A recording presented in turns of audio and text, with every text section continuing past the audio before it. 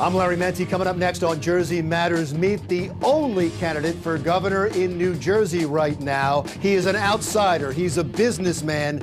But is he trying to hide part of his resume? Also, finding meaningful work for young people with disabilities. Those stories and much more because Jersey Matters.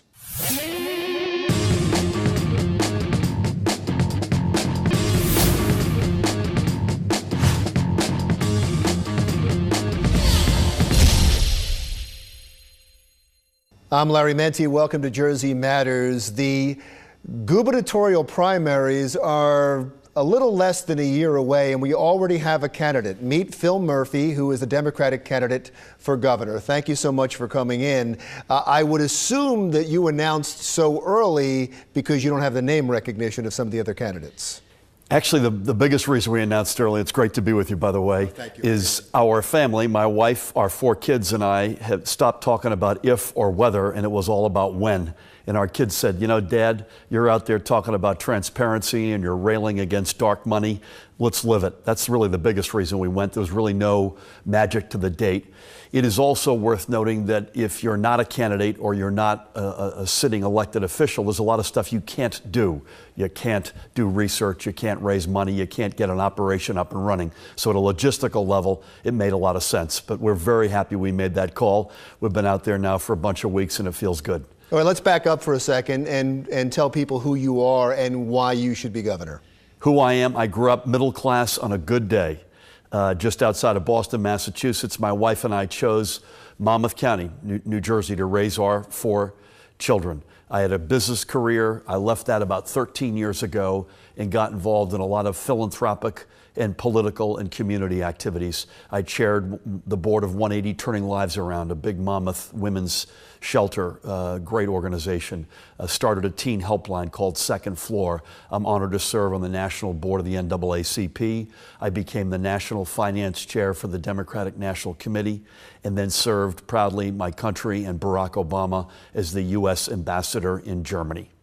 We came back from Germany and started really considering next moves and really thought this decision through, Larry, for over 2 years. As it relates to why me, I say with humility, I think the next governor of this state has to have a couple of essential attributes. One is they've got to understand how you build and propel a sophisticated economy in the 21st century. I think I've got those skills.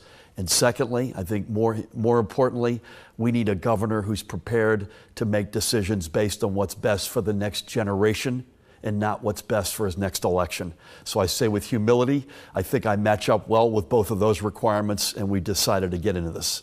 It was fascinating when you described, when you talked about your experience and who you were, you skipped over Goldman Sachs. You didn't mention them. You just said it was a business career. Yep. Does Goldman Sachs, your experience with Goldman Sachs, does that hurt you or help you? I think it cuts both ways, and I don't try to dodge that for 1 second. So when I talk about a business career, I mean it in the biggest holistic sense, seeing how jobs are created, dealing with rating agencies. I actually worked around the world, so I've seen how it works not only in the U.S., but in Europe and in Asia. Goldman kind of cuts both ways. At one level, it's kind of one of the boogeymen on Wall Street. It's the firm that one of the firms that people look to and say, oh, those guys. On the other hand, I've learned a lot of technical skills that I think are quite relevant to the job at hand, which is to get this economy back on its feet. It's flat as a pancake, and it's an unfair economy to boot. We got to get this thing propelled, get it up and running, grow that pie, but also make sure everybody gets a slice of the pie, and that's what we're also missing. When it comes to Goldman Sachs, what hurts you more, the fact that John Kurzheim was with Goldman Sachs, or the fact that Bernie Sanders railed against Goldman Sachs? Probably the latter at the moment. I've known John for over 30 years. People have different opinions about how he was as a governor. I know what I stand for. I know what my skills are, and I know where the relevance is to the future of this state and to its people, in particular to its middle class. I'd probably give a little bit of a tilt toward Bernie throwing a little bit of gasoline on the fire over the past 6 months. Speaking of Bernie Sanders, I was interested as I was reading about you and some of your proposals that you were going after student loans. That really put part of his campaign on the map. It invigorated young people. Are you stealing a chapter from his book? If anything, he is from my book. We've been talking about affordability of college. We started a nonprofit, we being my wife and I, called New Start New Jersey, which is still very much up and running, now chaired by my wife Tammy. We started that organization, I think, 2 years ago, and one of the first things we did, we talked about college affordability. And we're trying to come up with creative ways that get at this dilemma that we've got. I mean, we've got a bunch of hurdles in the state right now that are holding people back, and in fact, they're slipping. Wages are not right. We're not creating enough good jobs. We're not protecting folks as it relates to sick leave or taking care of their kids so they can work. And a big one is college affordability, a tragedy that unfolds every day in this state and indeed in this country, but certainly in New Jersey, are qualified kids who want to go to college and can't find the means to get there. We've got to break the back of that. You know what people think when they hear something like this. They go, oh, you know, it'd be great to let kids go free to college, or it'd be great to give them a break, or it'd be great to give them more student loans. We don't have the money for that, and New Jersey is suffering right now. What could you do? You know, at one level, we don't have money. At one level, budgets are really thick books with a lot of numbers, and they're sort of abstract. But in fact, budgets scream out, who are you? What do you stand for? What do you prioritize? And if we're not facing up to the challenges we have in funding properly education at all levels, who are we as a state? So I think it's not just a question of do we have enough money or can we find the money? Let's reprioritize what we stand for as a state. I also think we can be creative. You know, some private sector firms are now offering student loan forgiveness as a benefit. I think we should be talking about that all over the state, getting more firms to offer that as a benefit. And by the way, if we can find the money, and we should as a state, saying, listen, Larry, your firm gives you loan forgiveness of $2,000 a year. What if we said you lived in New Jersey, we'll match it 50%, and if you lived and worked in New Jersey, we'll match it 100%. So you then get the private sector stepping in for part of that load. So I think we not only have to find the money and be creative and put our priorities right, but let's also try to find, as I say, sources that we might not be looking for. And tax incentives for those who give loan forgiveness? I think we have to have everything on the table. So I think if you treat loan forgiveness, student loan forgiveness, as a benefit, it should be treated the same way as other benefits are treated. Well, speaking of taxes, we're going to have to take a break, but when we come back, it is the #1 problem. It's on everybody's mind, especially this gas tax right now, but other taxes as well, and also school funding and pension reform, when we continue our conversation with Phil Murphy, Democratic candidate for governor in New Jersey. Welcome back to Jersey Matters. I'm Larry Mendte. We continue our conversation now with the only announced candidate for governor, Phil Murphy, Democratic candidate. We should point out, when is the primary? I'm sure you know, June 6th? June 6th, 2017, and the general election is in November of 2017. Let's talk about some of the major problems. We have a problem right now with the gas tax. I should point out that we're taping this a couple of weeks early because of the convention, so who knows what could happen. But I want to make sure that people realize you're talking about the gas tax previous to when this airs, just in case something happens.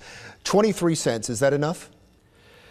I'm not sure I know enough to know if it's enough, but it's in the range that I've been talking about. I've been sort of in the 15 to 25 cent range probably for 2 years now. And I'm not thrilled at the prospect of another regressive tax, a tax that takes it out of the hides of working families who get in the car every day to drive to work. That's not something that you look for, but we're in an extraordinary crisis. You know, the Transportation Trust Fund started under Governor Kane in 1984. It was a pay-as-you-go model. That tax, the original gas tax, contributed about 78 cents on the dollar, and then debt and interest was 22 cents. That's a pretty sensible split.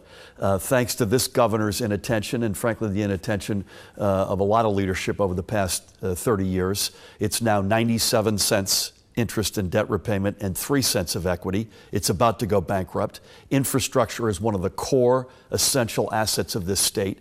We got to figure this out. A lot of people have been robbing the Transportation Trust Fund, not just Republicans, but Republicans and Democratic governors. It's just a way to go. And now it's going to be depleted. We had Jennifer Beck, who I saw that you met as you were coming in. We had Jennifer Beck on the show, and she said, "Look, I was on the Finance Committee We were short $1.1 billion. We found the money.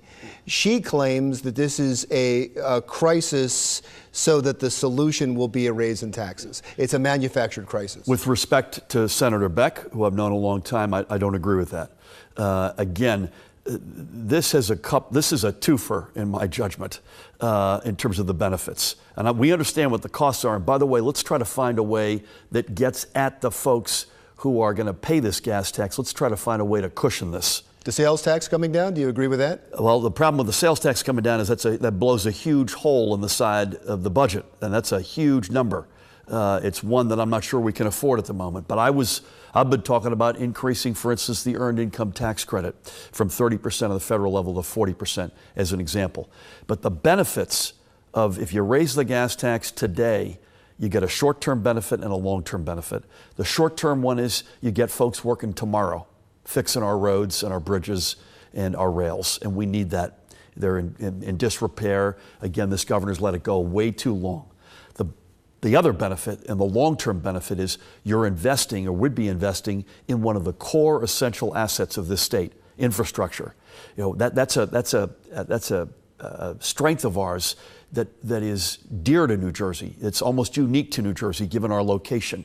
So I think you get both that short and long-term benefit, which gets me to believe that we've got to find a way to do it. Let's talk about school funding for a second, because it seems like it is an enigma of a problem. It seems like everybody talks about it and realizes that there's disproportionate funding for some districts and not for other districts for seemingly no rhyme or reason. Everybody wants to fix it, and yet it never gets fixed. Right. Do you have a solution?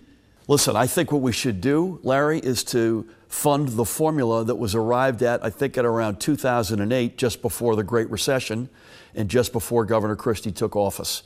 So this formula, which sort of went from funding districts to money following the child, seems sensible to me.